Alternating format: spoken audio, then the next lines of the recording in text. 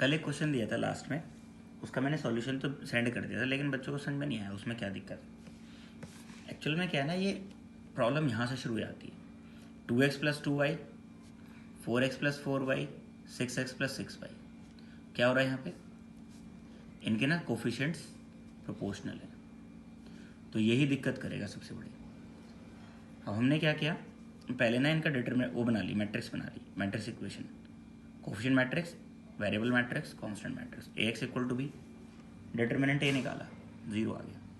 ये तो वैसे भी पता चल जाएगा, 0 नहीं भी निकालोगे तो भी। इसकी ना दो कॉलम सेम है, 2 4 6 2 4 6, 100% डिटरमिनेंट 0 आएगा। ठीक है, अगर दो रो या दो कॉलम इक्विवेलेंट होते हैं, बराबर होते हैं, ठीक है, या कोई कांस्टेंट कॉमन लेके बराबर हो जाते हैं, तो वो 0 आता है पक्का, 0 आ गया। अब देखते हैं इसका एडजॉइंट। देखो 6 8 14 माइनस 14 0। ठीक है, अब इसके लिए देखते हैं, 2 इंटू 2 4 प्लस 12 कितना गया, माइनस 16।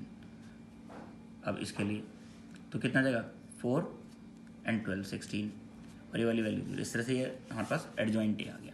इसका ट्रांसपोज कर ले, एडजॉइंट ए इंटू बी निकाला। देखो एडजॉइंट ए इंटू बी निकालेंगे ना, वो भी कितना आ गया, 0 0 0 आ गया। अब एडजॉइंट ए इंटू बी अगर 0 आ रहा है और डिटरमिनेंट ए भी 0 आ रहा है, तो इनफाइनाइट मैंने सॉल्यूशन हो गया। जनरली हम जो करते हैं हमने वही किया, बिल्कुल put z is equal to k, z को k रखा, तो 2x plus 2y is equal to 1 plus 2k आ गया।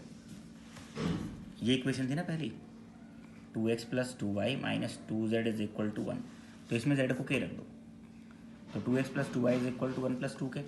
सेकेंड इक्वेशन क्या थी, 4x plus 4y minus z is equal to 2, यहाँ k रख दो, तो 4x plus 4y is equal to z 2 plus k आ गया।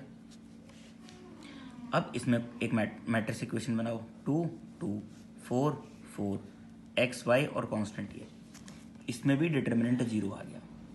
देख के पता चल रहा था दो रो सेम है या दोनों कॉलम भी सेम है, तो डिटरमिनेंट 0 आएगा।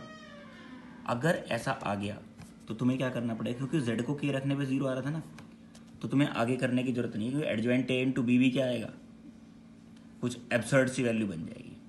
देखो हमने निकाला, फिर भी एडजॉइंट ए निकाला, एडजॉइंट ए इंटू बी निकाला, 6k और माइनस 6k आ गया। ठीक है, इसका मतलब बताता हूँ आगे क्या हो। x की वैल्यू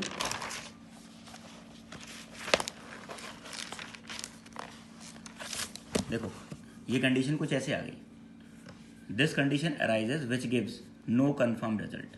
क्योंकि अगर हम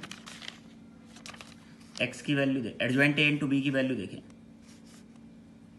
एडजॉइंट ए इंटू बी की वैल्यू आ रही थी 6k और माइनस 6k। अगर k को 0 रख देते तो ये 0 ये 0 0 आ गया एडजॉइंट ए इंटू बी। और अगर k की वैल्यू नॉट इक्वल टू 0 है, तो adjoint of A into B क्या आएगा, नॉट इक्वल टू 0 आ जाएगा। ऐसा तो हो नहीं सकता, या तो 0 आएगा या नॉट 0 आएगा, दोनों केस आ रहे हैं। तो ऐसा तो नहीं हो सकता कि अगेन इनफाइनाइट मैंने सॉल्यूशन दोनों सॉल्यूशन बन जाए।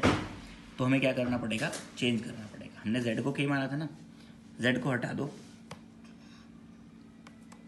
फर्स्ट इक्वेशन है y को k रख दो, 2x plus 2y minus 2z is 1 था, y को k रख दिया, y को रख दो या x को रख दो, किसी को भी रख दो, तो इक्वेशन बन गई 2x minus 2z is 1 minus 2k। Second equation 4x plus 4y minus z is equal to 2 था, y की जगह k रख दो, तो 4x minus 4z is equal to minus 4k। Matrix equation बनाओ, 2 माइनस 2 4 माइनस 1, यहाँ वेरिएबल हो जाएंगे x और z इज इक्वल टू ये constant, ax is equal to b, कोई दूसरे लेटर यूज़ कर लेना, फिलहाल हम वही यूज़ करते हैं। ax is equal to b आ गया, इसका डिटरमिनेंट निकालेंगे, 2 into minus 2 minus 1 minus 2 plus का 8 कितना आ गया 6, नॉट इक्वल टू 0 आ रहा है। It gives solution. Adjoint A निकालो, इन दोनों को चेंज कर लो, इन दोनों के चिन्ह बदल दो। ए इनवर्स क्या आ गया, 1 upon determinant A into adjoint A. X क्या आ जाएगा, A inverse into B, x में क्या था एक्स जेड, ये ए इनवर्स और ये बी, मल्टीप्लाई कराओ तो ये आ गया। तो z 0 y k और x is equal to this. अब देखो y की अलग अलग वैल्यूज़ के लिए x y z की अलग अलग वैल्यू आ रही है। y को 0 रखो तो 0 0 1/2, y को 1 रखो तो z 0 हो गया, y 1 हो गया, और ये कितना हो गया हमारे पास -1/2। तो अलग अलग वैल्यूज़ आ गई ना, इनफाइनाइट माइनस।